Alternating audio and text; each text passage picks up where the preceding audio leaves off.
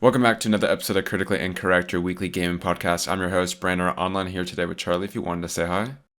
Hello. Yeah, we got quite a cool week of gaming news and releases to talk to you all this week. But of course, as we start off this podcast with always, is what we've been playing in terms of gaming. So, yeah, Charlie, take it away with what you've been playing. Yeah, I've played a quite a big variety this week. Mainly thanks to the Steam Deck. Like I've just been playing a lot on that. I guess I'll start with like the smaller stuff. I've continued playing a lot of Fall Guys. I ended up getting the platinum for it, so that's all done now. I was kind of rushing to get it before the new launcher comes out. Because that's kind of like I think the launcher on PlayStation discontinues in like a week or two. Um, and I thought it was gonna like have two trophy lists, but it turns out they'll be removing the old trophy list when the launcher comes out. So there was no need to rush it, but I got it anyway. I did actually have to contact support to get them to give me a trophy because it just didn't unlock. That I already had on PC, and it was the only one that didn't unlock. So I had to contact them, and they ended up just activating it for me, which is quite funny. But yeah, so I got the platinum for that.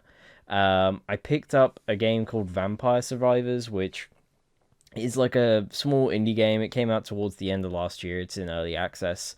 It's like a top-down, like 8-bit looking, like roguelite type game. I got it because it's like it was like £2. It's probably like $5 or something on Steam. It's fully supported on Steam Deck, and yeah, I just play it for like 10-15 minutes, just do like a quick run on it. It's quite fun to play in like short bursts and stuff, so I've been playing a few hours of that. The Stanley Parable Ultra Deluxe came out this week, so I did play through that on the Steam Deck. I played a bit on my PC, but mainly on Steam Deck, and I really enjoyed it. I highly recommend it. If you haven't played the original, I think this is probably the best way to play it. Because it's the original game. There's some extra stuff in there. I won't go into details because most of the game is a massive spoiler, and I think people, if you want to play it, should just go into it knowing nothing. Because yeah, it's the trailer doesn't give anything away, which is really cool. So yeah, I definitely recommend it. If you're even remotely interested in it, and even if you have played the original, I still think it's definitely worth it. So yeah, that was my main game, and then Vampire the Masquerade Blood Hunt came out in full release this week on PC and PS5. So I've played a few hours of that, which I've been enjoying because I did enjoy it during the beta tests and things that they did. And then oh yeah, and the Overwatch 2 like beta started this week, which I got into. So I played a few matches, not too much. It's basically just Overwatch 1. Looks slightly different with a different player count and role select, and there's obviously like a new hero and stuff. But yeah, it's largely if you've played Overwatch 1, you've played Overwatch 2. There's not really that much different. As someone who hasn't played Overwatch in years, it didn't feel all that different, but was fun to go back to. The only thing I didn't like about it was the queue times. If you wanted to play a match that wasn't support, you were having to wait like 7 to 10 minutes to get in a match, which is obviously not ideal. So that's like the only downside to the game right now. It's just the queue times are pretty bad if you want to play the popular roles. Yeah, and then I guess I have tried also the other big release, or one of the other releases this week, which is Rogue Legacy 2. It was one I wasn't planning on picking up, and I saw quite a few clips on it, and I just decided to pick it up on Steam. So I've played about an hour of it. I haven't played that much. It is quite fun, although it is extremely challenging. So I don't know like how far I'll get in it or how much I'll play, but I've just played a little bit of that on my Steam Deck. So I'll probably play some more of that over the weekend. But that is about it for this week. A lot. Nice, nice. Yeah, that was a diverse lineup for sure. That's cool. In terms of what I've been playing, not terribly much, but I have been playing some stuff. Yeah, a lot of surprise games I didn't think I'd be playing this week for sure. Like they're unlike the games I normally play. Well, I guess only one of them really is, but yeah, I've been playing through Fez lately. Fez is a game I played like the first 15 minutes of before in the past, and I kind of just stopped. But I don't know, I was just kind of feeling like playing a game I can just mindlessly play while I'm on a call with someone. I've just been playing Fez pretty much this week a bit. Only like maybe an hour and a half in, just well maybe more than that, maybe like 2 hours or so.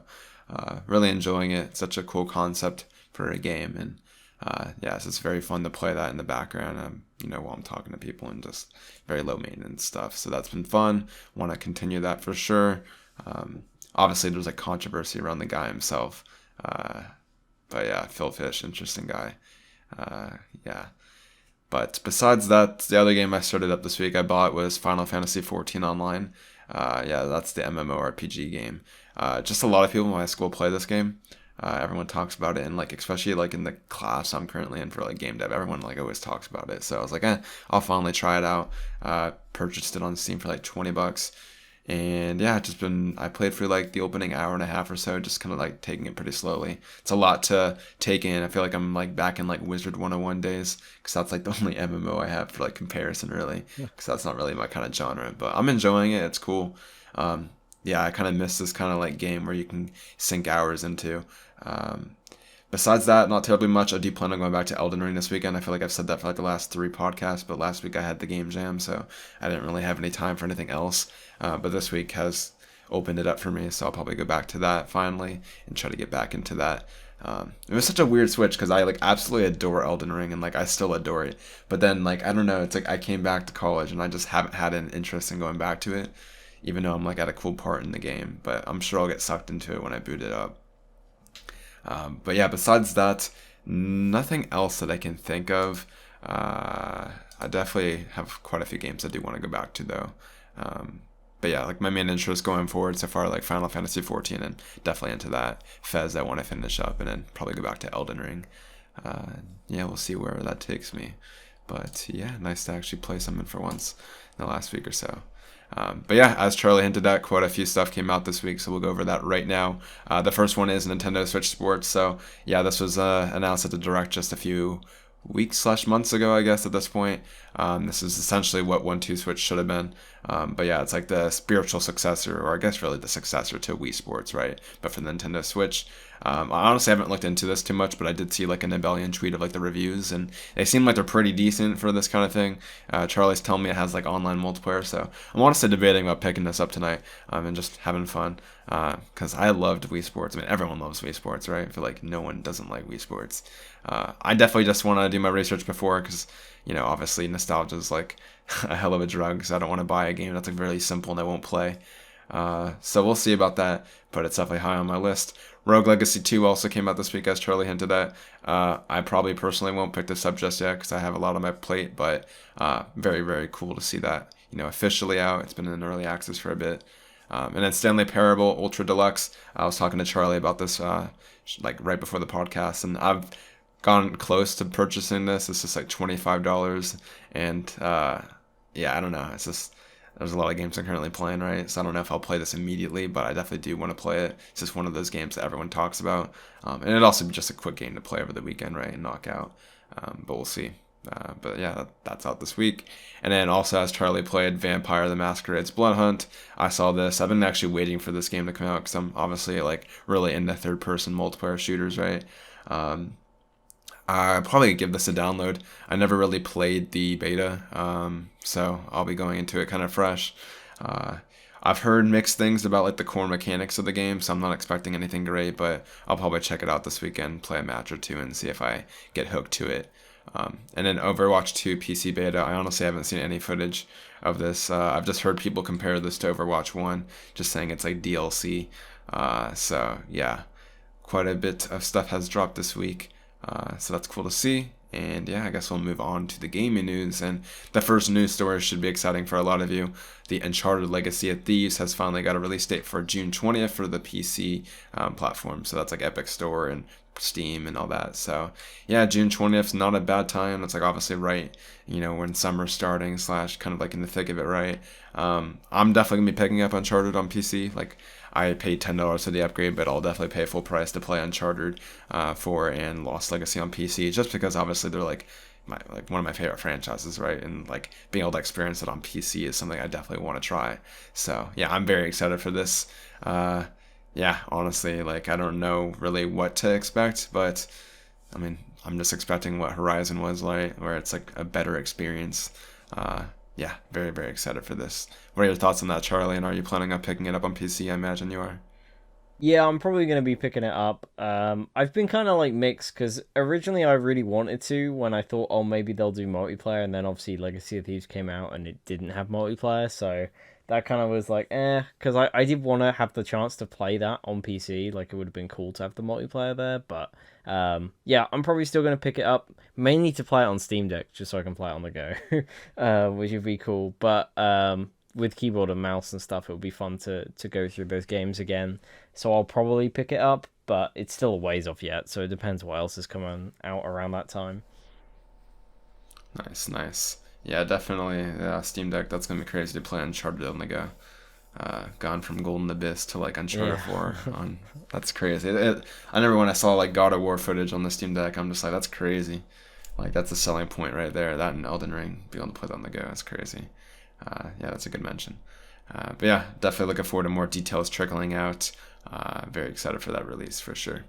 And speaking of the June timeframe, Xbox this week has announced that their Xbox and Bethesda showcase will be around the same time as it always is. So yeah, it was announced for June 12th at 10 a.m. Pacific time. Just similar to last year, they're combining the Xbox and Bethesda showcase into one, so should make for a really cool show. I like the show they did last year. Uh, yeah, I imagine this is where we're gonna get Todd Howard on stage and he's gonna do his deep dive into Starfield finally. He always seems to do this like the summer before that fall release. He did that for both 76 and Fallout 4, so I imagine he'll do the same thing with Starfield this time around. And thank God, because I feel like I've heard this game for like years and we haven't seen like really any gameplay, right? So finally that will break it. I'm honestly like expecting it to look really similar to like Skyrim and Fallout. I hope they prove me wrong. I hope this looks like a really like new and ambitious project, but I'm just expecting more of the same. But maybe that's just me being very pessimistic. But I've just been burned so many times by that fucking engine that I'm like very, very concerned. But what are your thoughts on that, Charlie? Yeah, the showcase will hopefully be really good this year. I liked last year's just because obviously merging them meant that it was just a much more compact show and it had a Yeah, lot less of the filler and was just pretty interesting announcements after the next. So, hopefully it'll be like that this year. It does worry me a bit that it might be the same length, but it'll have probably a massive focus on Starfield. And I would kind of hope that it would be longer and they just have Starfield at the end, right? And then they can just have here's an hour of us talking about Starfield because they know people really want to see it, but I don't want it to detract from other stuff because I'm sure there's a lot that they want to show off. So yeah, I'm looking forward to it, but I do hope that maybe it's a bit longer than normal just so they can have a big focus on Starfield. yeah, Um, as for Starfield itself, I'm kind of similar to you. I'm kind of like, I'm not like anticipating it or anything, mainly because I imagine it's probably gonna look and feel very similar to their other games, just in space with guns. So I'm looking forward to see what it looks like, but I'm not excited about it. Obviously, I'm gonna give it a go no matter what because it's gonna be on Game Pass, so it's not like they have to convince me to buy a copy, right? yeah. Like I'm gonna be there day one giving it a go. But I'm not getting hyped up for it or anything because the past few games from Bethesda haven't really interested me. To be honest, I don't think I've enjoyed like a Bethesda game since Skyrim. So Shit. You mean Bethesda game where like Bethesda Game yeah, Studios, yeah, yeah, okay. like Skyrim I enjoyed. I didn't really like Fallout 4. I obviously didn't like 76. So yeah, I'm interested to see how this turns out, but I'm not like hopeful. Yeah, I'm wondering if we'll see anything from Machine Games. I feel like that game, like Indiana Jones game, is still far off. But Yeah. yeah, I don't know. I just really want to see something from that studio because they're probably my favorite at Bethesda, like publisher wise, alongside Tango GameWorks. I still got to buy Ghostwire. I forgot that game came out. That was such a weird release. I wonder if it sold well because it's like such a weird in my Yeah. mind that game's still coming out in October, but it's out now, which is the most bizarre feeling. Uh, yeah, I but. I I Mhm. kind of hope we get Wolf 3 this year, to be honest, because I feel like they've still got to be doing that, right? Like alongside Indiana Jones, like that can't be the I only don't thing they're know. working on. Just because it's been a few years since Youngblood, right? And there's no way that they were like, what were they doing between I could have Youngblood and sworn they the confirmed that Indiana Wolf 3 Jones? would come after Indiana Jones, but maybe not. I don't Who know. knows? Yeah, I feel like it's about time for them to announce something, but then I could also see them announcing like its next project. So, like I don't know. I mean, I imagine its next thing is probably a Quake reboot. I think that's been rumored for a while now. So that's probably Similar what to it's going to Doom. be. But yeah, similar to Doom, just kind of like reinventing that series. So I wouldn't be surprised if they do like a CG reveal of that, kind of like they did with Doom Eternal, like a year before they showed off like gameplay and stuff. Yeah, that'd be fair. That'd be a big headline for sure. That'd be cool. But yeah, anyways, I guess we'll move on to a similar story with like Microsoft in general. So Activision Blizzard shareholders have approved of the Microsoft acquisition. This happened just like yesterday, I believe.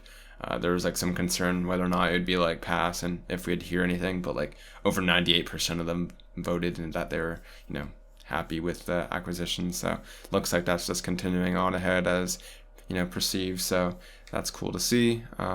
Yeah, nothing really much to talk about on that front. So I guess we'll move on to Infinity Ward, and this one isn't terribly that surprising because we've already known it's going to be a sequel to Modern Warfare, but they did announce the logo officially on Twitter, so they're no longer like pitch black on dark. They updated their media page with the new artwork for Modern Warfare 2, which looks about as you'd expect. There's like mixed feelings on the logo. I personally don't think it looks terrible, but like, yeah, I don't know. I just don't really have many thoughts on this just because it's a logo, right? So it looks cool. I'm happy for it. I'm optimistic more than Vanguard for sure because I loved Modern Warfare. That's probably been like up there with my favorite Call of Duty of last generation, with probably Advanced Warfare, I'd say. So I'm looking forward to this one for sure. What are your thoughts on the logo and just everything that's happened this week?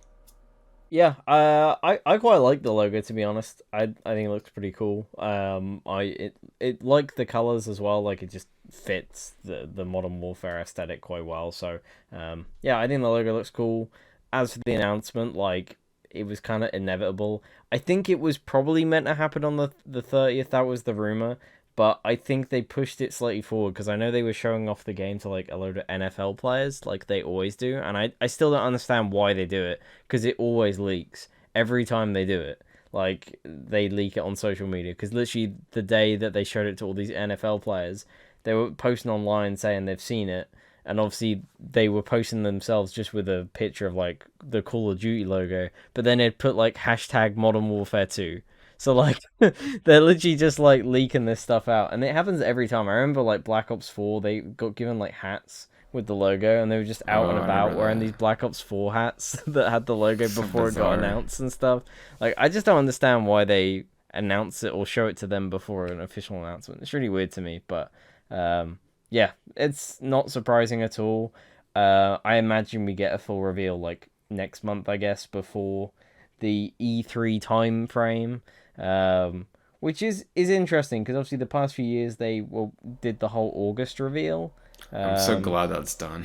Not so gonna lie. yeah, I'm glad that's done. I think it makes sense, like especially this year, like Vanguard and Warzone haven't done particularly well this year, so it makes sense they probably want to reveal it a bit earlier, get people a bit more hopeful this year. Because I think most people are looking forward to Modern Warfare.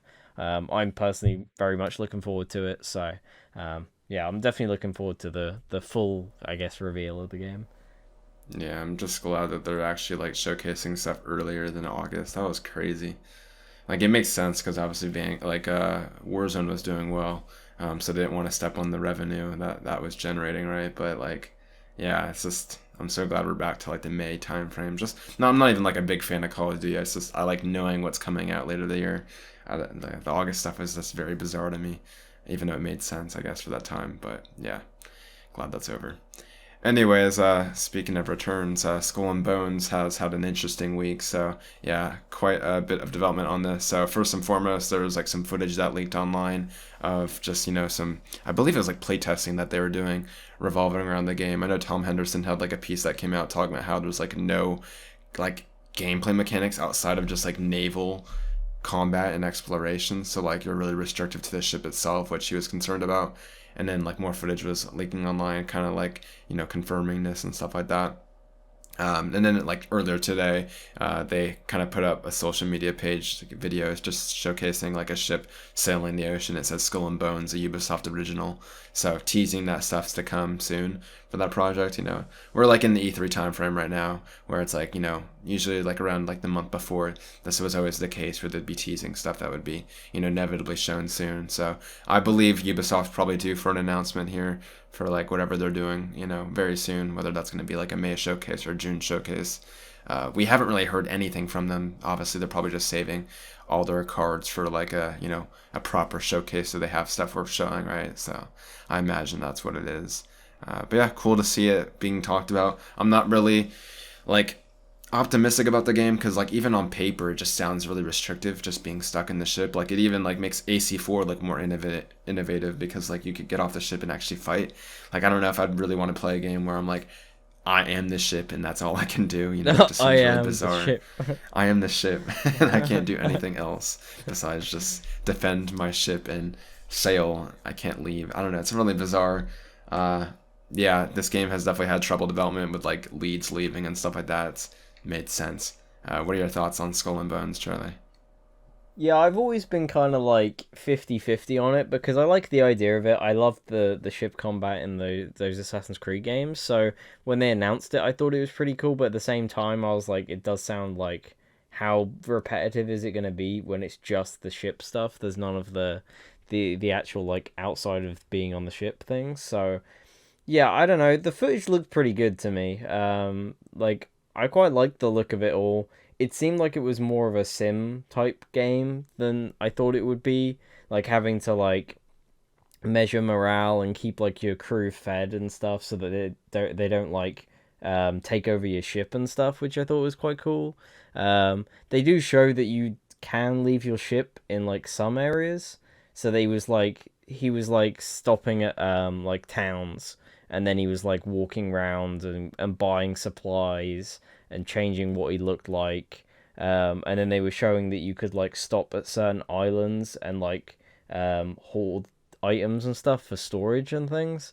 So there is like a little bit of gameplay off the boat, but it's not like combat or anything like that. It's more just Mm-hmm. like minimal exploration and purchasing things from vendors. But yeah, no, I'm definitely interested in giving it a go.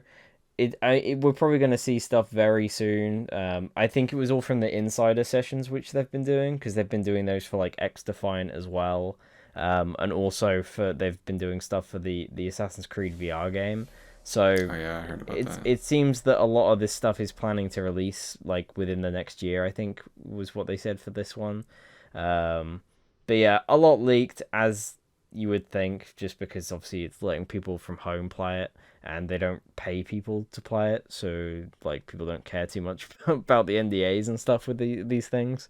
Um, but it's like the Assassin's Creed stuff, like that sounded interesting. There wasn't too much gameplay that leaked to that. It was more just like menu footage. But it also sounded kind of basic. You're like playing as assassins from throughout the saga. Like apparently the playtester was mentioning the first mission you play as like Ezio and stuff. I heard about that. Um, Yeah. and you just kind of walk up to walls and you start like climbing up them, and it seemed like it was pretty basic combat and stuff. But if it's a fun little game, like it could be cool. But it didn't sound too in depth or anything. But it definitely looks like Ubisoft are gearing up for a lot of these to come out soon. So I imagine they're like summer Ubisoft Forward, is that what they call it? Ubisoft Forward event Ubisoft Forward sounds right. Yeah. is probably going to be focused on a lot of these games coming out relatively soon. Hopefully, Prince of Persia's in there because like Oh my god, I forgot that's about like that. yeah, that got like thrown into the abyss and delayed indefinitely because that had like Jeez. tons of development issues after they had to like redo the game because everyone complained. So, That's like the um, Sonic situation. yeah, so hopefully that gets like a big reveal over the summer and that'll be really cool because I imagine that's got to be coming out soon, right? Like, It was just the art that people are complaining about, right? yeah, because it looked very cartoony, which I get because they're remaking a game that, with its art style now, does look cartoony. So they were just trying to preserve what it looked like originally, which I respect. And it was coming from a much smaller team, right? Like it's not like it's one of the big Ubisoft teams. So, um, yeah, I could see like why people weren't happy, but at the same time, like it was a small scale remake. So, but yeah, hopefully when it shows up again, it will be looking a lot better. But I'm looking forward to that one. So hopefully that gets a reveal. But I would imagine June time we start to see a lot of this stuff. Yeah, the two things I'm mainly looking forward to right now are Mario Rabbids 2 and that Prince of Persia remake. Mm. Um, and then I'd say like on the second tier would be these VR games, but they do look like, pretty generic stuff based on like paper text, what it sounds like. Um, but hopefully when we see footage, it will look cool. Yeah, I definitely believe that these things will be shown off at Ubisoft's event because obviously we just had the Facebook event and it wasn't there.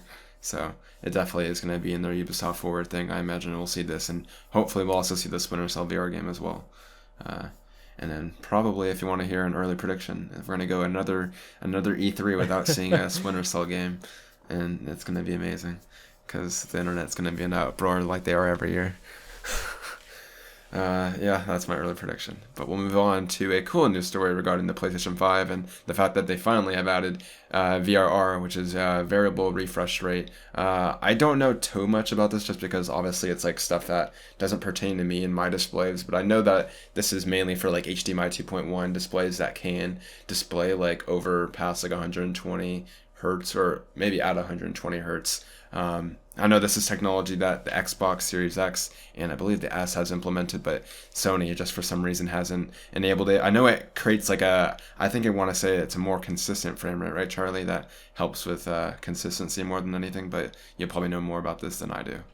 Yeah, it basically just allows the display to dynamically change its refresh rate to what the frame rate is. So rather than being locked at like 60 or 120, it'll fluctuate depending on where the game's at. It also means that screen tearing is a lot better. You get a lot less of it. I remember Digital Foundry did like comparisons when like Valhalla came out originally, with like Series X and then like PS5, and PS5 had a lot more tearing because it didn't have VRR. So I know they've added it for like some specific games, and I think you can also just enable it for games that don't support it, so it will do it a little bit. And people were showing it off with like Spider-Man and stuff, running at like 120 hertz or whatever, because I think they added in like a mode right for that where it runs smoother and stuff. And they were showing it running at like 70 FPS or whatever. It was like an uncapped frame rate. So, yeah, it looked kind of cool. I don't have a display that uses it, so it's not something I could try out myself. Because, like you said, you need like a HDMI 2.1 type display, because a lot of them are like the 120 hertz like TVs and things, which I don't have. Like expensive as hell. Yeah, super expensive, but for the people that have it, it's cool, and it'll become a lot more commonplace in the next few years, as some of the cheaper displays will probably start to get this. So Yeah, it's a future-proof perk for sure. yeah, Just nice to have because that was something that was kind of irritating. I know for a lot of people that were having these displays, and like really the Xbox Series X was the only like console that had like an implementation for it. So good to see that Sony has finally started adding that stuff. Now, next, Sony, please add support for 1440p monitors so I can have higher than 1080p resolution. Thank you very much. But yeah, we'll move on to a news story that just broke right before we went live, and that's the fact that Supermassive Games, the Quarry, has gone gold. Yeah, the game drops in, I believe, yeah, June 10th, so just over a month away. So yeah, on track. Alongside this, I think IGN had like a video where it had like 168 endings, and it was like Supermassive Games, like talking about how they got to that point. I haven't personally watched the video, but I figured I'd share that. So yeah, apparently this game has 168 endings, which is quite crazy if you ask me. Yeah, I'm super looking forward to this game. I did recently beat Until Dawn. I don't know if I mentioned that I finally beat it, but I know I talked about it the week that I played most of it. But yeah, I definitely like that game. Looking forward to playing the spiritual successor just in a month and a half now. So that's awesome. Charlie, I know you said that you're planning on picking it up. I guess probably don't really have any thoughts, but if you do, let me know. yeah. I mean, it was weird seeing it purely because I feel like we were just talking about the game being rumored like a few weeks ago, because it was literally Right. like, I think it was like announced like last month. So it's so hmm weird that it was like leaked and then announced and then has gone gold in the span of like a This month and to two Ghostwire is months. like the weirdest things for sure. Yeah, yeah, it's really weird. But it's cool to see. I hope it's really good. I am looking forward to it. So yeah, I'm most likely going to be picking it up day of release. Right on, same. And yeah, we'll move on to another news story, and this one has to do with Twitch. So Twitch is currently considering changing their partnership program. I've seen some people complaining about this stuff. So currently they're like trying to get more ads in place, which isn't really surprising. So they're like trying to give incentives for more advertisements, whatever that may entail. The new revenue split is going from 70% to 50%, so that's kind of weird. I imagine that's probably where a lot of the hatred over this rumor change is coming from. Apparently, they're trying to add tiers to this, so there's like currently going to be tiers to Twitch partnership, which I can kind of see because I guess there's only currently three tiers. You're either not affiliated, you're affiliated, or you're partnered, I guess. So maybe adding more tiers to that to distinguish streamers at different levels. There's no more exclusivity. I'm guessing that means that there would be no exclusivity to getting into the partnership program, but I'm not sure. And then also that apparently these changes, if they are going to be implemented, could be as early as this summer. So yeah, quite a bit of changes to how Twitch, works there. Very interesting stuff. Do you have any thoughts on that, Charlie? And what you think about that? It'll be interesting to see if they do go forward with this, because like you said, I think the biggest thing is going to be that 50-50 split. Yeah. Because I kind of get it with like the big partners, right? Like Twitch sees the income that these guys are getting and probably goes, "Hey, we want a little bit more of that." Like they must be raking in like millions per month. So like that's a lot of money to take back from those streamers. So I kind of get it with the bigger ones, but when it comes to smaller streamers, like that's a bit much.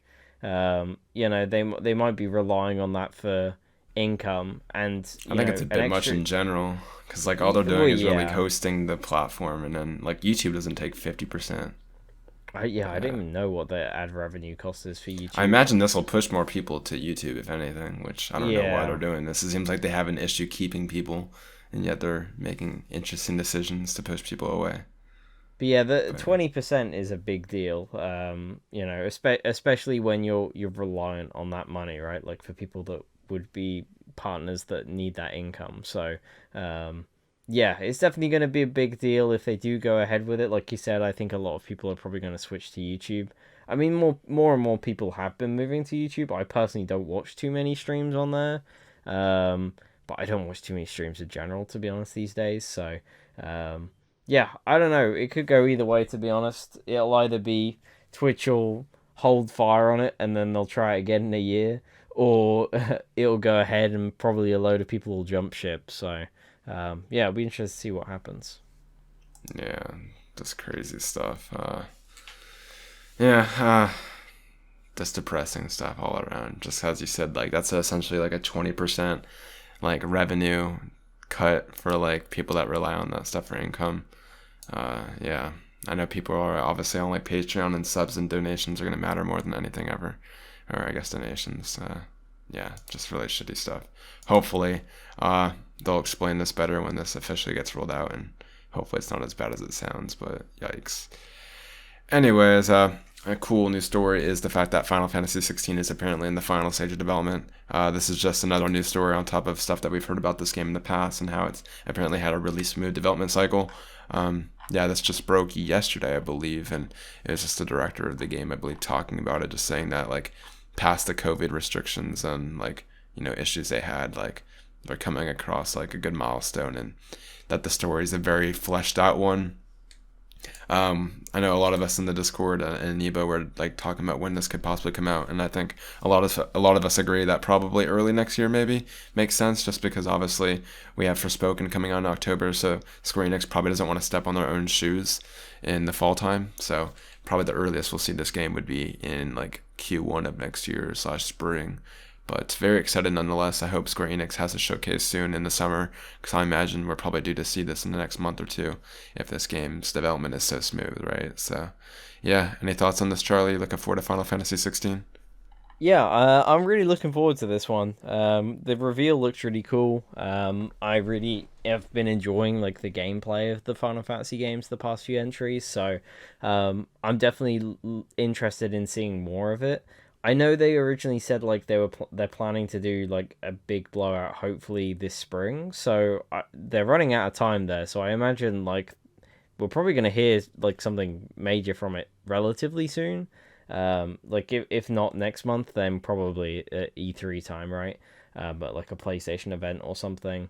Um, as for when I think it will come out, like you, I'm kind of like it probably won't be at the end of the year just because Forspoken's around then, so it'll probably be early next year. But like I know it's the 35th anniversary this year of Final Fantasy, so it would make sense if they wanted to try and get it out this year.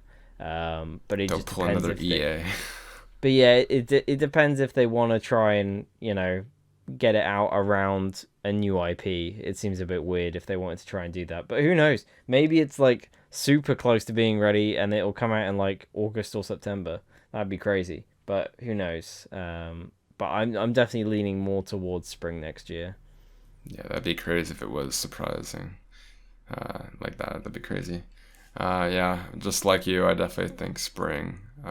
But you never know. That is a good point. 35th anniversary. I just think as a business, it doesn't make sense to launch on side of it. Yeah. But we'll see. Anyways, speaking of games we'll probably hear about soon, Star Wars Jedi Fallen Order 2 is rumored to be only next generation, and we're currently in a weird limbo state because, as Jeff Grubb has been hinting out lately, we're most likely going to see this game at the Celebration event, which is next week, obviously, since May 4th is next week. But currently, it's not listed for any of the panels. I know Charlie was saying that there are some panels that have been like to be announced who's going to be like there, so they could be trying to leave it for like a surprise reveal. Maybe they'll announce it early next week or something for later that week. Yeah, I can't imagine we'll go out of this event without seeing it, just because I feel like it's time, right? What are your thoughts? Yeah, it's weird because when they announced Jedi originally, there was a panel announced with Yeah, I all the remember that. others for Respawn. And they the week before they then had like the poster reveal of like the lightsaber and the logo and stuff. So people knew about it going in. We obviously know they're working on Jedi 2, they've already said, but like we just don't know when we're gonna see it. Obviously, the rumor for a while has been it'll be at Celebration and then shown at some kind of EA event, but now we're not getting an EA event this summer, so who knows how that plan has changed. But yeah, it's weird that they haven't announced a panel. They haven't announced any game related panels for Celebration at all yet. So nothing for Jedi, nothing for like Knights of the Old Republic or anything like that. Um, but I know some people were talking about it online that there are some slots that it could still go in where there's time frames where nothing's on like the main stage, which is the big one where they do all the reveals and stuff. So it's possible they just haven't announced the panel yet. They're just finalizing times, and we may get an announcement early next week.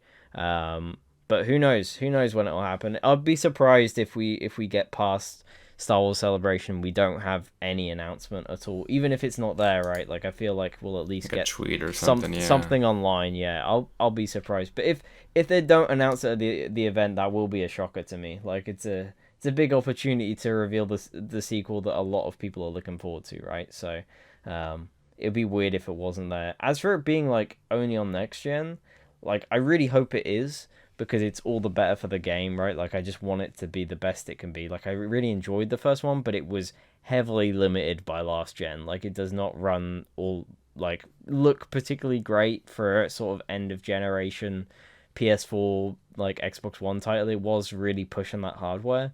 So I think it'll make sense if it's only next gen, but it's also Star Wars and EA. So I don't know. Like it depends if they want the game to sell like extremely well, because obviously it's gonna do well and people are gonna buy it if they can. But the hardware is still a limitation right now, and if you release it on PS4, you're gonna be doubling. Well, probably a lot more than doubling your sales numbers, right? So um, who knows? But I would like to see it being only next gen. Yeah, same here. Like you, I have pretty much the same exact thoughts. I think that, like, for the game, it's for the best, but also just hard to believe because it's the Star Wars game, and a lot of families probably still only have PS4s, so that'd be a really surprising decision that EA would make this early in the generation, with only being like year two, really. But yeah, I definitely we have to hear about it next week, even if it's just like a tweet because they're not there. Just double down and like that they're making it or that news will come soon. It just makes more sense to be here than like E3, obviously, because this is the Star Wars event of the year. It'd have to be here if there's any like info coming in the next month or two. It'd have to be here. So yeah, we'll most likely hear about it next week. I'm not really concerned about it. But yeah, we'll move on. Anyways, interesting news story that has been like slowly developing this week has been with like PlayStation Premium's trial system. So like Kotaku released an article earlier this week that was detailing that apparently like for every game priced over like $34, PlayStation's requiring them to have a 2 hour trial for them for PS Premium, which is the maximum tier. Um, Originally this was like rumored that PlayStation was like forcing devs to like incorporate these trials themselves, but I believe like Kotaku reported that it's PlayStation that's doing the heavy lifting for that, so that they're gonna be the ones implementing the 2 hour trials, which I think makes more sense because you know it's their service, right? It should be their responsibility. Uh, yeah, I think that would make a lot of sense. It's currently up in the air how many games are doing this. Apparently, it's supposed to be like a lot of them. I imagine every single like PlayStation Studio game will have a 2 hour trial, you'd imagine, since it's their service. And then probably like the prominent third party games, but yeah, we'll see. But yeah, what did you think about that, Charlie? Are you interested in possibly getting trials like this for games? Yeah, I think it makes sense for them, especially for a lot of the kind of like new IPs and timed exclusive games that people might be a little bit more unsure of, right? Like stuff like Ghostwire. I'd like to have a trial like this because I would like to try out the game a bit before I dive in.